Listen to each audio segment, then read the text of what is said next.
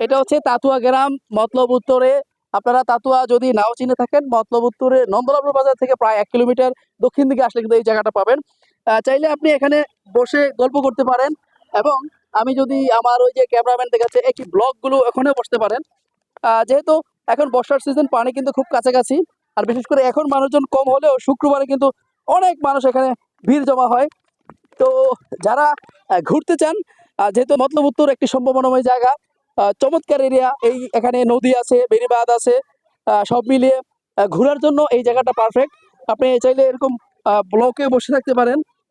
তো আমরা চাই যেই জায়গাগুলো খুব ঝুঁকিতে আছে বেড়িবাঁধের, সেই জায়গাগুলো যদি মেরামত করা হয় বা এরকম ব্লক বিছানো হয়, জানি সম্পূর্ণটা করা হয়তো সম্ভব হবে না, বিশাল ব্যয় সাফল্য বিষয়। অবশ্যই যে জায়গাগুলো খুব ঝুঁকি, সেই জায়গাগুলোতে এরকম ব্লক বেছে আমরা বেড়িবাঁধ থেকে বেড়িবাঁধ বিষয়ে নিশ্চিত থাকতে পারবো।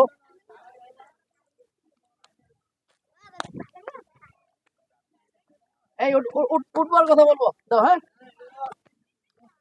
আরো অনেক বিষয় নিয়ে আমরা আবার লাইভে আপনাদের সামনে হাজির হয়ে যাব। বা চাঁদপুর মতলব উত্তর বলেন, মতলব উত্তর সহ আশেপাশে যত সংবাদ আছে সবকিছু কিন্তু আমাদের এই জনজীবনের কথা পেজে পেয়ে যাবেন। কাউসার আহমেদ, জনজীবনের কথা, মতলব উত্তর, চাঁদপুর।